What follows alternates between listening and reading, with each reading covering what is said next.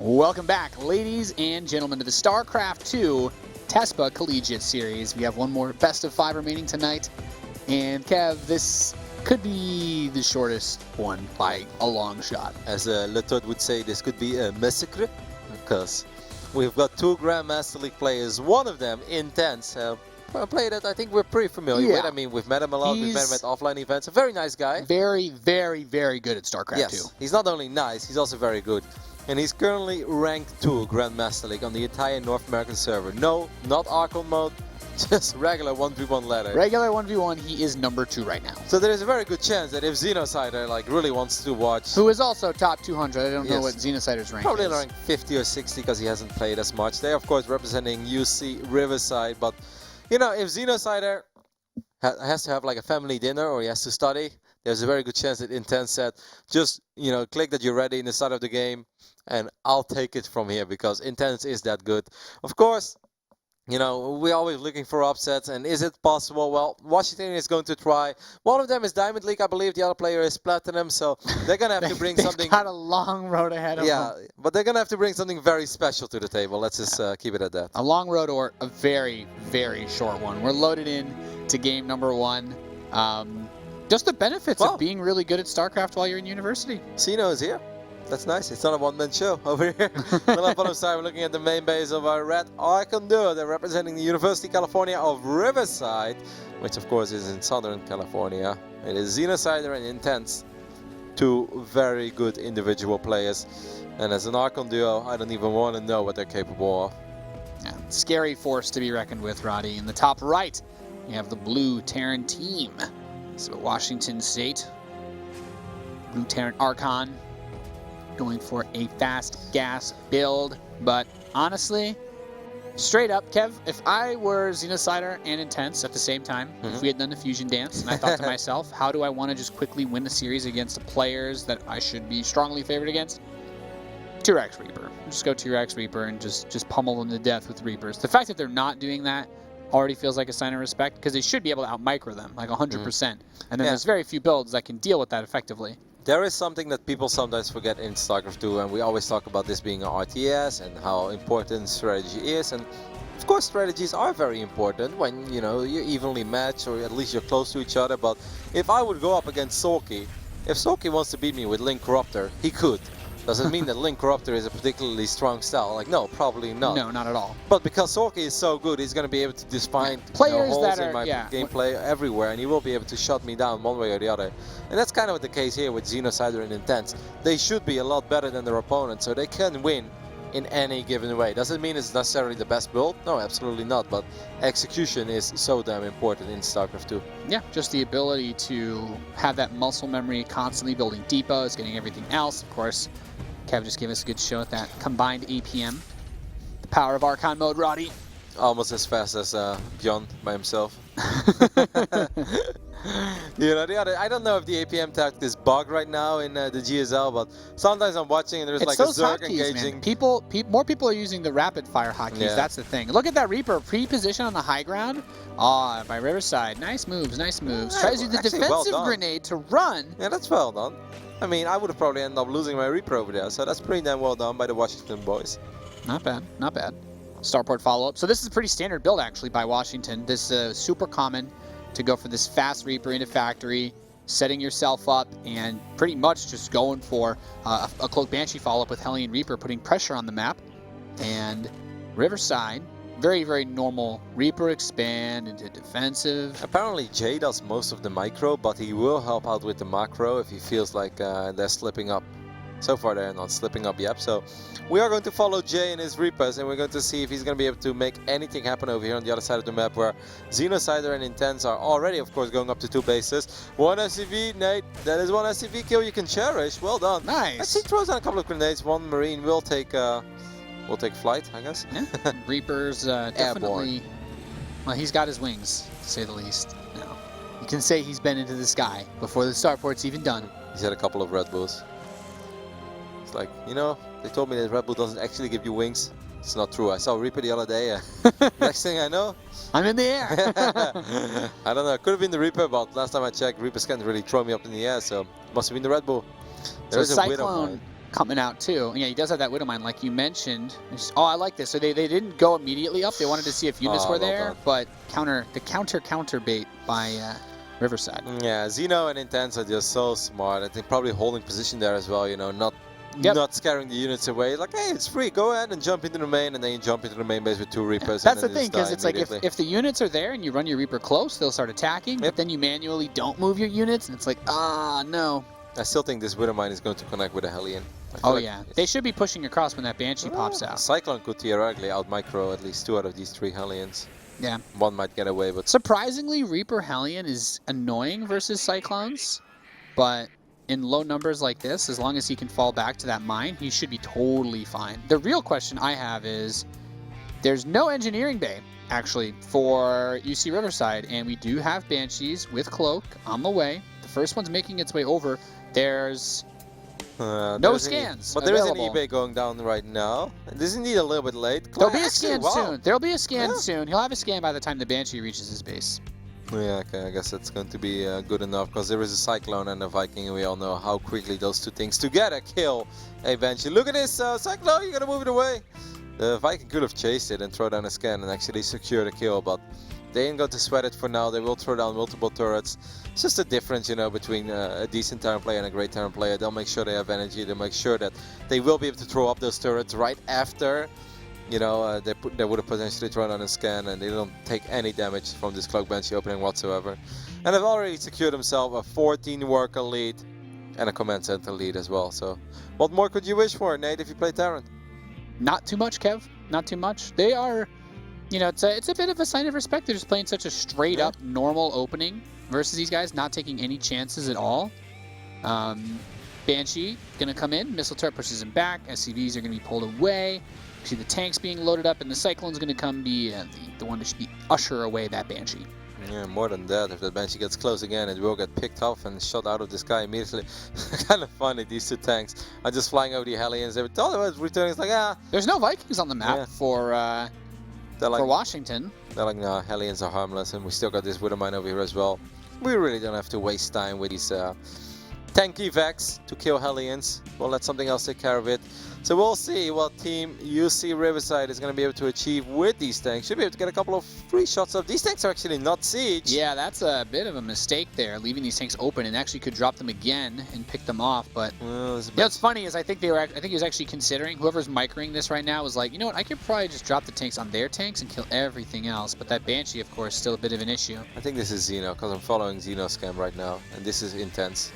It's probably macroing. Okay, so Xenocider using the micro. I think that makes sense if Xenocider is less practiced. Intense is definitely going to have less mistakes in the build probably order. A sharper build as well. Xenocider was always kind of known for some cheeky micro. Yeah.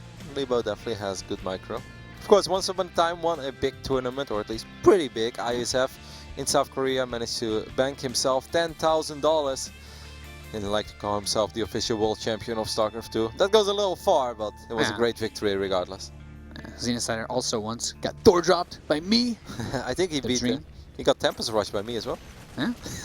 We've got so much history with this guy. Poor Xeno, man. He's just sitting here, he's going to like, oh, maybe I'll watch the cast, see if there's anything funny. He's like, God, they bring this up every time. Hey, man, that's my claim to fame. That's all we got. That's probably the game. Thor dropped Xenocider, Tank dropped Hydra. That's all I need in my life. That's probably the game where Classics looked at me. He's like, not bad. Good build. Oh, these tank snipes. Really nice. Of course, you can pick up and drop the tanks to dodge the Banshee shots as well. Banshee comes in for some more harass, though. Washington trying to get something here, but they're down about 50 supplies, so it is an intense position to be in. Haha. Team bad punts. There's one Banshee will get picked off, as it Cyclone was kind of low on HP actually, but Cyclones are. They're probably like one of the lowest hit point per cost outside of like Dark Templar, so. But they also have the highest DPS per cost. You haven't seen Marines, Kip?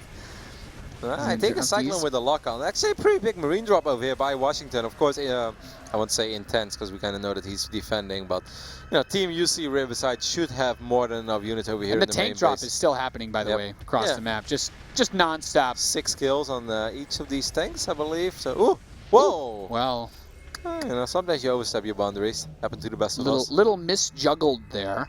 Washington going straight to 4 command centers as well. I can just feel like right now, like if you would play Archon with your older brothers, like, hey, can I have 2 more tanks? What do you mean can I have 2 more tanks? Yeah, I kind of lost it. How did you lose the What tank? happened to the tanks across the map? It's like, sorry, big brother, don't hurt me.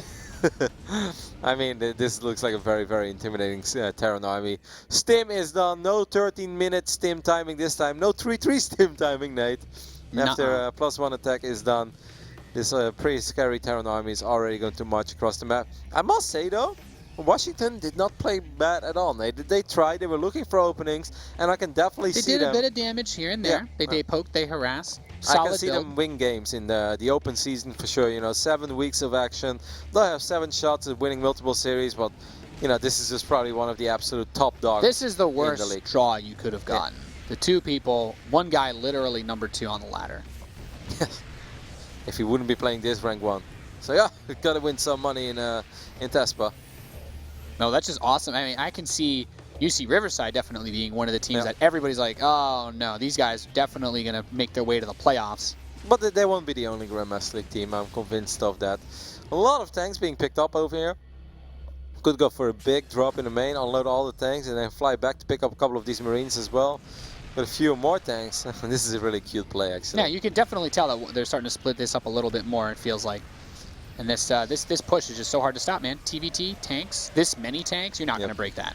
200 supply, still maxed out. Really haven't lost a whole lot of units in this game. 17 units have gone down for Team UC Riverside. Our brothers from Sokol. Look at that, expanding all over the map. Love the map presence as well. You know, just a couple of Marines here, a couple of Marines here. But meanwhile, piling on the pressure over here. Just not stopping, relentless, and a very, very clean game, so to speak, by Xenocider and the Intense. Yeah, very well played, well put together, and just going to continue to funnel their units inside of the main base of Washington, and they should be able to close this game out. SCVs are going to come off the line, but they will not be enough. They all die. That should be it. GG. GG, with a little happy smiley face as well, realizing, like you said, Nate, that this is probably the toughest draw they could have got on the very first play day. Oh yeah, hands down. This 2 Terrans, and I especially say that because Terran, I feel like, definitely gains the most from Archon mode. Yeah, I can still see Protoss being very strong too, because I think if you open up with Warp Prisms and a Disruptor, like Warp Prism Disruptor is already popular. I mean, we saw Stork, for instance, in the GSL really doing a lot with it. But if I do it, like I know, like it's either macro or it's Warp Prism Disruptor micro. Give me your Disruptor in the Warp Prism. I got it. Yeah, and I actually think that you can definitely do some serious stuff with it. And it doesn't matter if you're 1 or 2 Terrans defending. Defending against a Warp Prism with a Disruptor would be very annoying. We could take a look at a couple of the highlights of game number 1 real quick. But, you know, this was just great tank control all around. They maxed out, they attacked, they executed flawlessly, and they won. It was just a very well orchestrated opening. They didn't take any damage really from the Banshee, and they laid a beat down on them. Picked off all their bases and just stomped their way through. Saw those corpses flying. They flew really high. Physics engine in this game is awesome. Next map, Dusk Towers. Very similar to Orbital Shipyard. Keep saying that because I think it's true. I think Orbital is a slightly better Protoss map against Zerg. But other than that, Dusk Towers maybe a little bit better for Terran against Protoss. Definitely better for Terran in every matchup. In every? I think so. Okay. I think Dusk Towers, if you want to play a macro game, is the best map for Don't you feel that it's very hard for Zerg to defend the fort base against the Terran on that map? On Dusk Towers? Yeah. Yes. Oh, no. I'm saying it's good for Terran. On Orbital.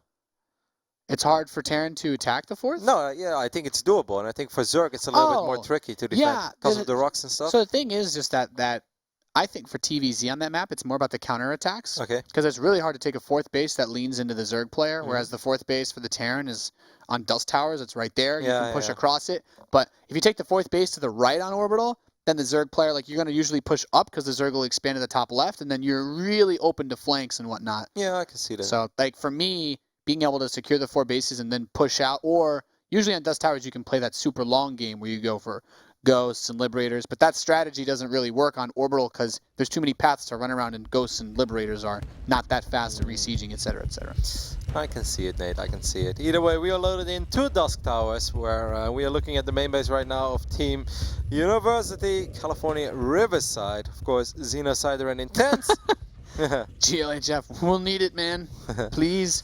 As long as you're having fun, that's the most important thing. That is the most important thing about any video game, Roddy. And in the top right, we have the blue Terran Archon representing Washington State. This is why, as soon as I'm happy with my month, I'm going to buy American Truck Simulator. And I'm going So you can feel the freedom and try to drive from the University of Washington to the University of California, Riverside. Yeah, that would be one of the road trips. I think would be very fun. But imagine like driving from New York to LA. Like, that would be great in a truck simulator. You know, even if you fall asleep, That would be... you don't hurt anybody. It's a long drive, but it would be. Imagine just sitting behind That's your the PC. only time you could do one of those streams that you fall asleep during and actually just fall asleep with your foot on the pedal and you're good to go. No. You fall asleep like when you go to a gas station.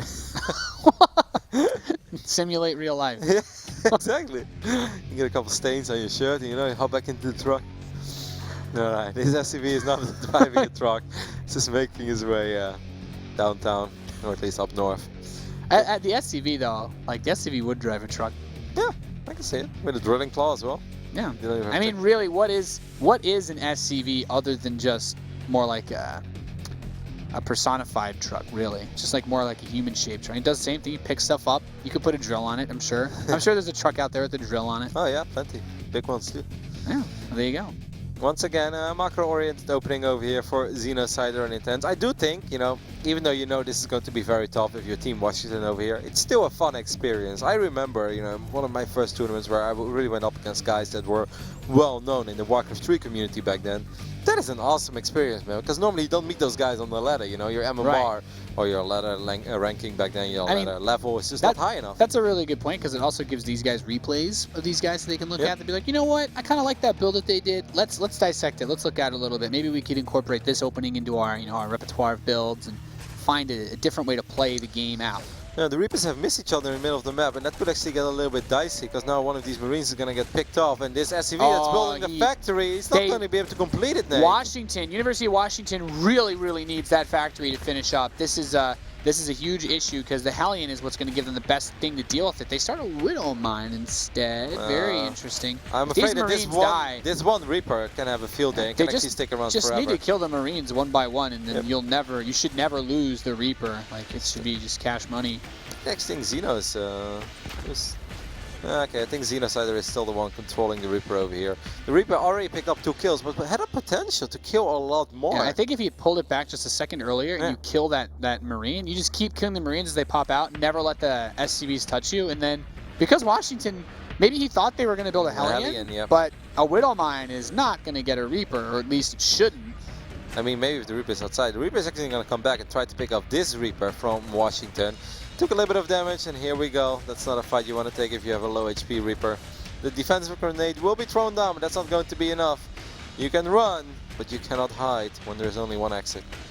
Oh well, there were 2, but one had Marines waiting on top of the walls. I got you, Kev. I got you.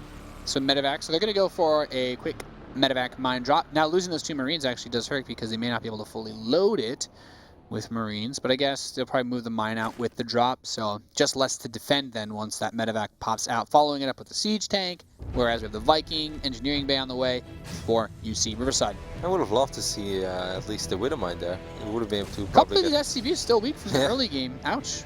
2 of them are, actually 3 it looks like, are still in the orange health. No, this Marine, oh boy, so that drop, these units are getting run around. Oh, Barrack's not able to finish up, and look at that. That Reaper is getting some real value. 6 kills. Killed the enemy Reaper and killed 6 more units. A couple of units will be unloaded, but I don't think you're going to be able to get it, man. Reapers are so fast. You really need a miracle. You kind of just Look wait at that. He's just like dancing around back and forth. Because he laughs in the face of danger. Yeah, man. Those Reapers. You know what the lore behind the Reaper is? Oh, there is a tank. That's the one fight that the Reaper is not going to win. No. But if it sieges and he's on the wrong side, nope. That's unfortunate. It takes 2 tank shots to kill a Reaper, I assume? Yes. Oh no! He got wow. Okay, they ganged up on him. Yep. All the nerds, they took the bully down together. Now Intense is like, you've lost the Reaper? How did you lose the Reaper? Once again, defensive Cyclone. Scrub. You said Cyclones are only ever used in PvT, Nate. No, I said they're only used in early game PvT and TvT. I was going to say, I cannot remember the last time I watched a Cyclone get built versus a Zerg unless it was Lilla Cannon. So he does this weird Hellion Cyclone play. Actually, locks on the Marine over here. That's a little bit sloppy. This Cyclone taking a lot of damage. Cyclone will fall. The Viking will be able to shut down this medevac in the long run, though. Wintermine gets taken out as well. And even though, you know, picked off the Cyclone, but that's the only thing Washington picked off. Yep. This is not enough damage.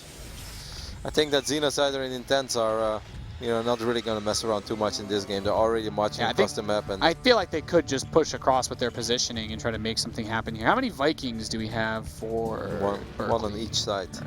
Excuse me. Riverside. Yeah, it's just one on each side. Okay.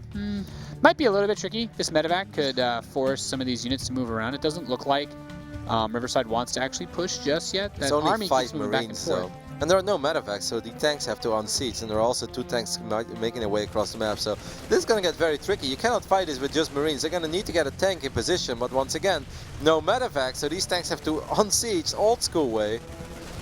The not Viking, fun way. Yeah, the Viking is very important. And killing that Viking allows them to inch forward with their own tanks, by the way, as well. So there we go. There's the unsiege. And this also means that the tanks from UC Riverside can now go up that ramp. You have to kill that Viking. Oh. Viking! Boost! Viking! Go! Okay, there we go. And at the same time, those 2 tanks just walked into the main base. Yeah, but no support. That's very awkward. those 2 tanks. Whoa! Okay, that was weird. Hey, did he just get it? Oh my god, he got it! Oh, I think they used all control army hockey. Yep. That's what I said, man. The worst thing ever is playing Archon with somebody that presses F2. That is not pleasant.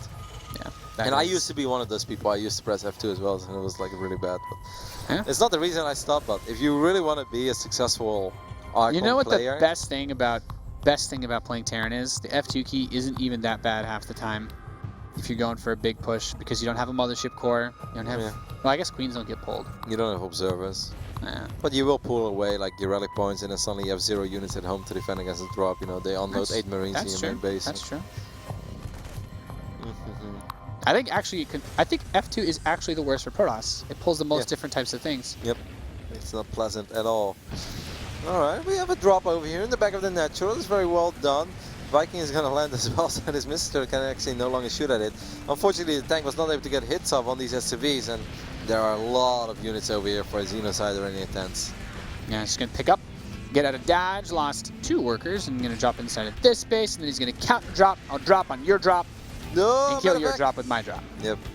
Look at all this red spread out too. The Marines watching all the bases, trying to see if anything comes by. And look at this medevac trying to escape. Tank is could unload a couple of Marines. Corralling him. Yeah, well, these Marines are going to be marooned on an island if they don't get that Viking. They will. Nice. Well done. Nice moves. I mean, it wasn't really an island. They could have taken out the rock. Well, it would have taken a little while, but temporarily an island, Roddy. 10 Marines at a time. You see Riverside looking good, looking real sharp here in their first match here for the Tespa Collegiate Series. I mean, they got a little sloppy with the tanks. That was kind of unnecessary. If they wouldn't have done that, I mean, if that medevac didn't die and they swing it around back to those tanks, maybe they could win the game there. It's almost like they could have smelled it. You know, that one medevac that was very low on HP. This Marine is going to spot it a little bit too late. Another drop over here. I do love that Washington at least is showing us ambition. They're not just sitting it back, or they're not just sitting in their main base and letting it happen to them. You know, they're really moving out and they're trying to make plays happen. Of course, very difficult against 2 Grandmaster League 1v1 players, but they are trying, and that already deserves quite a bit of applause. Drop in the main, drop in the natural, and the drop outside the 3rd base of Riverside is deflected. So Washington is just taking a lot of pain right now, getting hit from all directions, hitting from the east, hitting from the south. Losing that supply depot that counts twice. At least it's burning down. Yep. Repair. It's a very important one. My favorite supply depot skin. That 10, 9, 8, 7, 6, 5, 4, 3, 2, 1. Boom. Nope. They got the medevac though. Yeah, that's actually not bad at all. That's not bad. Scan goes down. They will be able to see this Sport Command Center as well. Of course, the supply kind of tells the tale of this game. 168 against 93. We'd love to make this sound closer than it actually is, but we'd just be lying because, you know, Team UC Riverside is once again very, very far ahead. They are really, really far ahead. Like, well, I mean, it speaks for itself, man. Yeah. That depot, by the way, that was under construction isn't, so Washington is supply blocked really hard right now. Numbers don't lie, as they say. Hey, they used Call Down for the 6th. Hey, man. On the injured depot. You know, there was once a chat about making the supply drop depots have more health, so they'd actually have tactical use. Tactical depots. Yeah, not bad. I lobbied for it. Because all my depots would have extra health. There are not many things that are good for Terran that you did not lobby for. Right? That's true. Yeah, did you already propose the bunker change that I suggested? Yeah, we did. And? I think it was mentioned in one of the community feedback updates, but then it was never mentioned again. Like the Thor buff. It was a good idea. It was a great idea. I think at this point they could just drop all their tanks at once and just A-move. Yeah, there we go. Waiting for the A-move part. All right, most of those tanks are gone. And really at this point, just do it. This army is just a little too big right now for UC Riverside. They can stim forward, they can pick up the last medevacs, they can pick up the last marines. These marines are in hold position, but there are 6-7 tanks just wailing away at it. And that really has to be it. We're looking at a 4-base economy right now for Team UC Riverside against just 2 bases for Washington. Why do you think UC Riverside's playing this so slow? Yeah, we thought they'd be in a hurry trying to get top 16 on ladder and all, but... Well, I guess Intense is already number 2, so he's not in a rush. Yeah. Maybe this is actually like the way that he relaxes. Other people get really hyped up. He's like, oh, you know, this is nice. Like, this isn't even like my unranked games.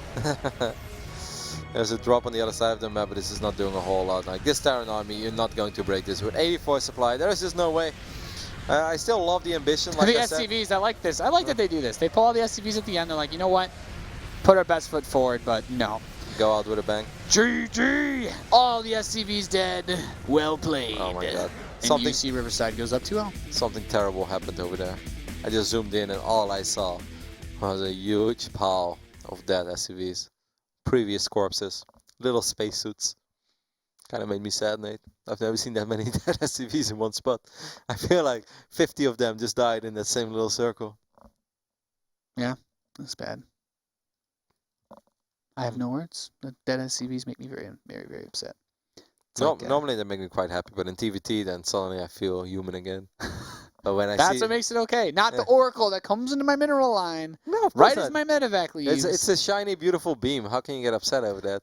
It's like it's like you have been some chosen. Yeah.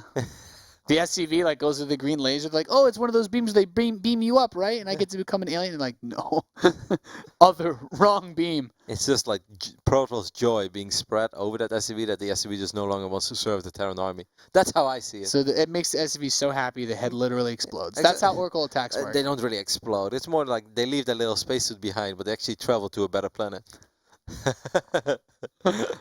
Our next map is going to be. I don't think it can be played on Dusk Towers again because we already played on Dusk Towers. Or am I crazy now?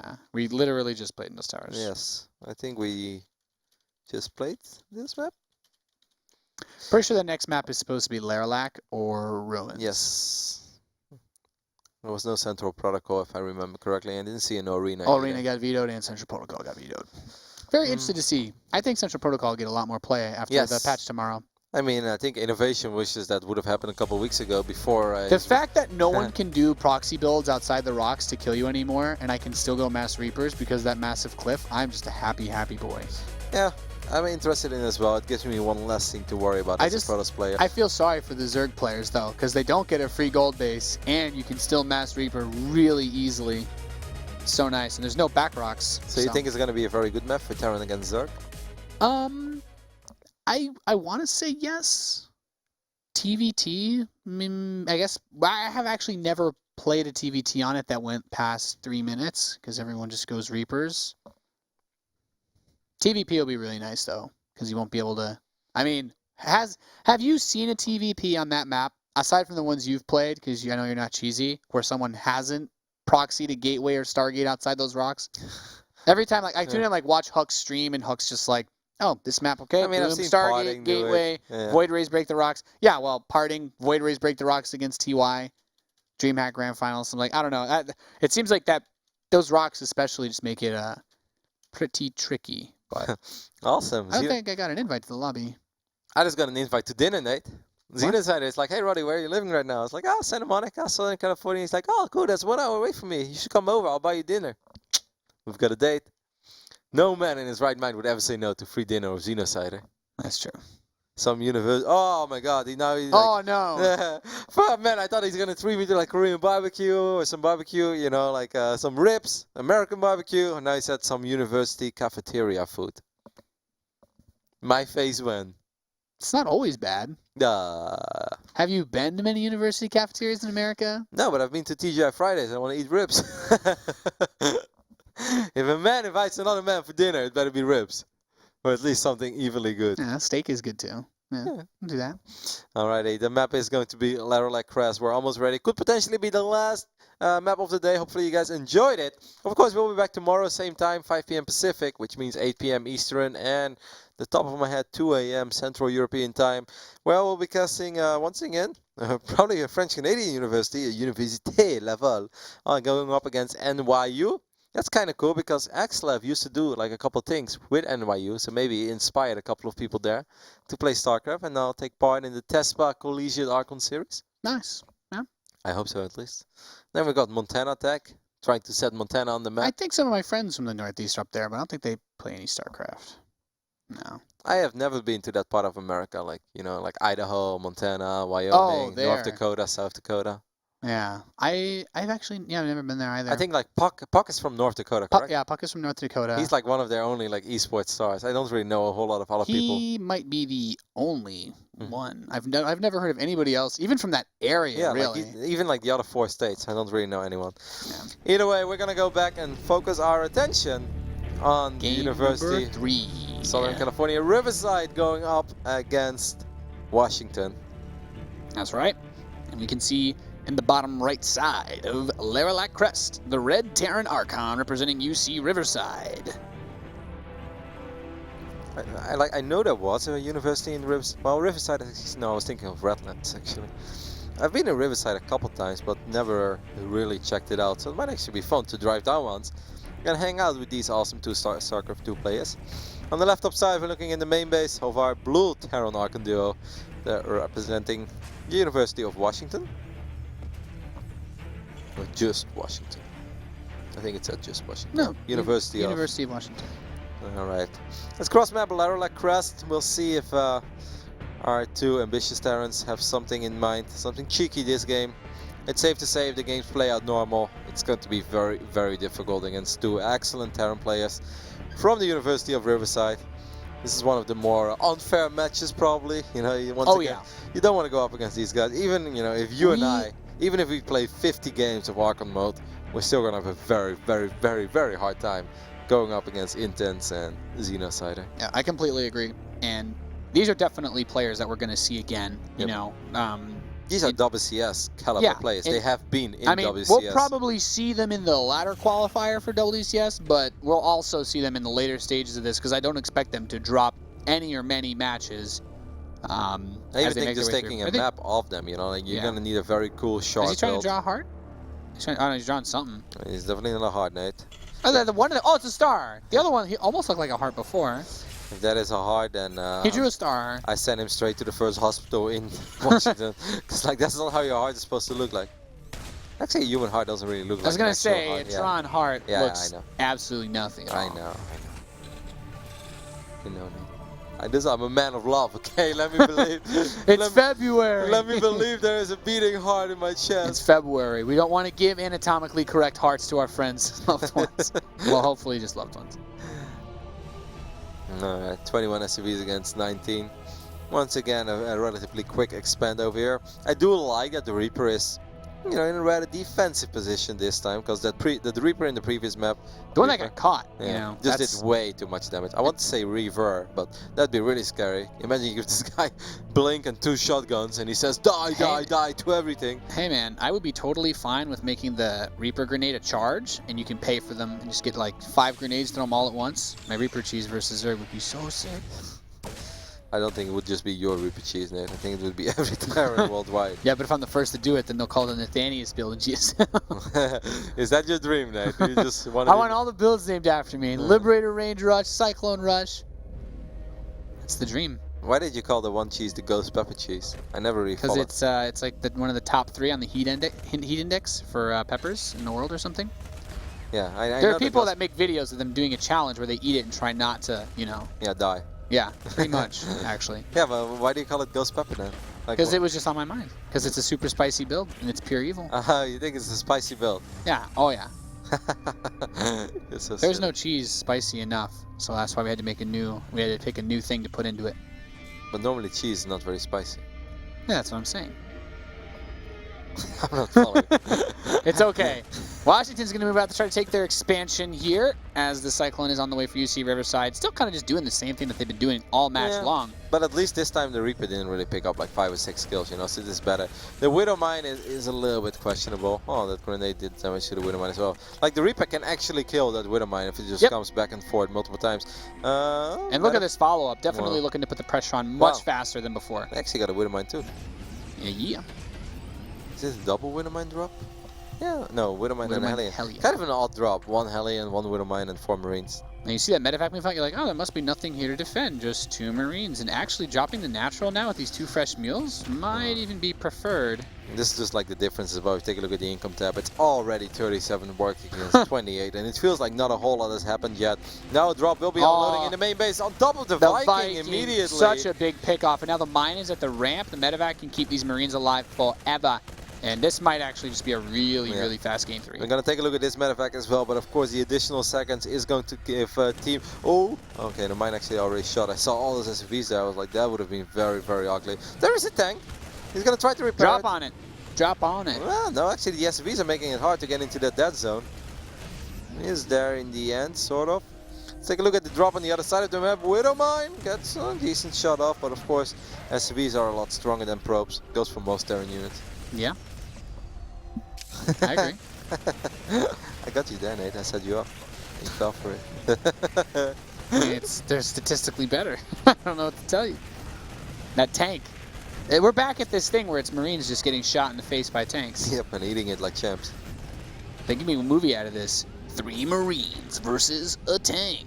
I mean, the supply kind of tells the tale of this game. The drop happened a lot quicker for Team University of California Riverside, and they're just able to do way more damage. Scan goes down, the Widow Mine is not going to shoot again, so that is at least something. But these Marines, man, both these Marines, Nate, that's you and me, when we're on fire. 5 and 3 kills.